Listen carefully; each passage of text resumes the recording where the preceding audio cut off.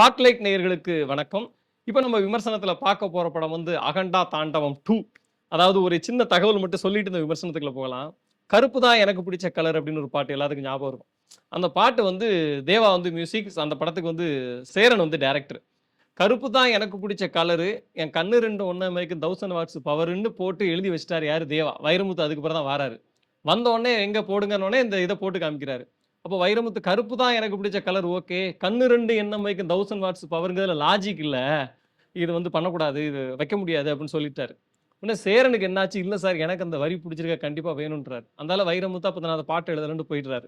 அதுக்கு அப்புறம் தான் அந்த பாட்ட பாவிஜி எழுதினாரு. அந்த பாட்டுக்காக அவருக்கு வந்து ஒரு பெரிய அளவுல அங்கீகாரம் கிடைச்சது என்பது வரலாறு. இப்ப சேரன் எடுத்த முடிவு என்னன்னா, எனக்கு வந்து லாஜிக் தேவையில்ல. மேஜிக் தான் முக்கியம் அப்படின்னு சொன்னதுனால, அந்த கண்ணு 2 எண்ணம் வைக்கும் 1000 வாட்ஸ் பவர் வந்து பயங்கர பவரா ஒர்க் அவுட் ஆச்சு. எதுக்காக இந்த படத்த இவ்வளவு விளக்கம் சொல்றேன்னா, இந்த படத்திலே நீங்க லாஜிக் பார்க்கவே கூடாது. பாலகிருஷ்ணா மட்டும் தான். அங்க ஒன்லி மேஜிக் மட்டும் தான். அந்த மைண்ட் செட்டோட பார்த்தீங்கன்னா, இந்த படம் வந்து உங்களுக்கு பவரா, ஃபயரா செம்மையா இருக்கும். ஓகே. கதை என்ன? இந்த படத்தோட கதைய நம்ம பத்தி பேசுறதுக்கு பெருசா என்ன இருக்கு? இந்தியா ஒண்ணு பாலகிருஷ்ணா குடும்பத்த காப்பாத்துவாரு, ஊர காப்பாத்துவாரு, மாநிலத்த காப்பாத்துவாரு. இந்த படத்துல இந்தியாவே காப்பாத்துறாரு. எதுக்காக காப்பாத்துறாருன்னா, பக்கத்து நாட்டுல வந்து வெள்ளையர்கள், துருக்கியர்கள்லாம் ஒரு காலத்துல இந்தியாவ அழிக்க முயற்சி பண்ணிட்டே இருந்தாங்க. அது நடக்கவே இல்ல. ஏன்னா, இது ஒரு ஆன்மீக பூமி. இத மாரி வந்து பக்கத்து நாட்டை சேர்ந்த ஒரு பெரிய கும்பல் வந்து உள்ளூர் தரகர் ஒருத்தர் மூலமாக இந்த நாட்ட வந்து எப்படியாவது அழிச்சிரணும். அதுக்கு என்ன பண்ணா, கும்பமேளா நடக்கும்போது மக்கள் வந்து லட்சக்கணக்கான மக்கள் கூடுவாங்க. அதுல ஒரு வைரஸ உள்ள விட்டு பரவ விட்டுட்டா அந்த நாடு அழிஞ்சிரும். அப்புட்ன்னு சொல்லிட்டு ஒரு முடிவு எடுக்குறாங்க. 2 பாலகிருஷ்ணா, ஒரு பாலகிருஷ்ணா இருந்தாலே நாடு தாங்காது. 2 பாலகிருஷ்ணா இருந்தா என்ன ஆகும்? ஒருத்தர் எம்.எல்.ஏ, ஒருத்தர் முரட்டு சிவபக்தர் இமயமலையில இருக்கிறவரு. 2 பேரும் சேர்ந்து நாட்ட எப்படி காப்பாத்துறாங்க அப்படிங்கிறது தான் கதை. இப்போ வந்து நம்ம வந்து பாலகிருஷ்ணா மேட்டருக்கு வரலாம். அதாவது எப்படி சொல்றது?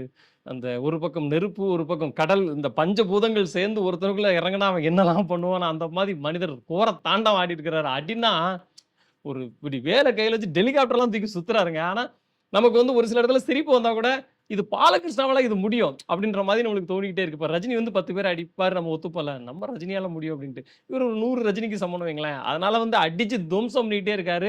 நமக்கு பயங்கரமா என்ஜாய் பண்ணிக்கிட்டே இருக்கலாம். அந்த என்ஜாய் பண்றதுக்கான வேலைய வந்து ரொம்ப அழகா எடுத்துக் குடுக்குறாருன்னா, மியூசிக் டைரக்டர் தமன். இவரு கூரத்தாண்டம் ஆடியிருக்கிறாருன்னா, அவர் இசையால சிவத்தாண்டம் ஆடியிருக்கிறாரு. பாலகிருஷ்ணாக்கு எந்தெந்த இடத்துல எவ்வளோ மீட்டர்ல வாசிக்கணும் அப்படின்னு போட்டு, பயங்கரமான பேக்ரவுண்ட் ஸ்கோர் பண்ணியிருக்கிறாரு. படத்துல சம்யுக்தா மேனன் சிறந்த நடிப்ப குடுத்துருக்காங்க. ஆதியோட கேரக்டர் பத்தி சொல்லியே ஆகணும். அட்டகாசமான ஒரு கேரக்டர். அவரும் அட்டகாசமா நடிச்சிருக்காரு. பிசிறு தட்டாத ஒரு ஸ்கிரீன் பெர்சன்ஸ் இவங்க எல்லாத்துக்குமே படத்துல இருக்கு. வில்லன் கேரக்டர்லாம் ஃபுல் ஆந்திரா மீல்ஸ் மாரி. அவங்கலாம் வேற லெவல். எல்லாருடைய கேரக்டரும், எல்லாருடைய நடிப்பும் அற்புதமா அமைஞ்சிருக்கு இந்த படத்துல. சரி, படத்துடைய ராம் பிரசாத் விஷுவல் எப்படி? சொல்லயா வேணும். பின்னி எடுத்திருக்காப்புல. கேமராலாம் எல்லா கேமராவும் யூஸ் பண்ணியிருக்காங்க. இருக்கறதுலயே ஹை லெவல் கேமராவெல்லாம் எடுத்தாந்து வச்சு ட்ரோன் அது இதுன்னு பறக்க விட்டு, வேற லெவல்ல தெறிக்க விட்டுருக்காரு விஷுவல். பார்க்க விஷுவல்ஸே அவ்ளோ சூப்பரா இருக்கு. போயபோதி சீனு படத்துடைய இயக்குனர். ஒரு நல்ல திரைக்கதைக்கு எப்படின்னா, அதாவது பாலகிருஷ்ணா ரசிகர்களையும் கொண்டாட வைக்கணும். கமர்ஷியலாவும் இந்த படம் வந்து எல்லாத்துக்கும் போய் சேரணும் அப்படிங்கிறனால, கதை வந்து ஒரு தேசபக்திங்கிற மாரியான ஒரு மேட்டர எடுத்துக்கிட்டு, அதுக்கு ஏத்த மாரி ஸ்க்ரீன் ப்ளே பண்ணியிருக்காரு. முக்கியமா இந்த மாரி மாஸ் ஹீரோக்கள் நடிக்கக்கூடிய படங்கள்ல திரைக்கதைய விட எது ஒர்க் அவுட் ஆகும்னா, மொமெண்ட்ஸ்ன்னு சொல்லுவாங்க. இப்போ சமீபத்தில இந்த படத்துல வந்து ஒரு சில மொமெண்ட்ஸ் வந்து சூப்பரா இருக்கும் அப்படின்னு சொல்லுவாங்க. அது மாரி நெறைய மொமெண்ட்ஸ் வந்து படத்துல கிரியேட் பண்ணிட்டே போயிருக்காங்க.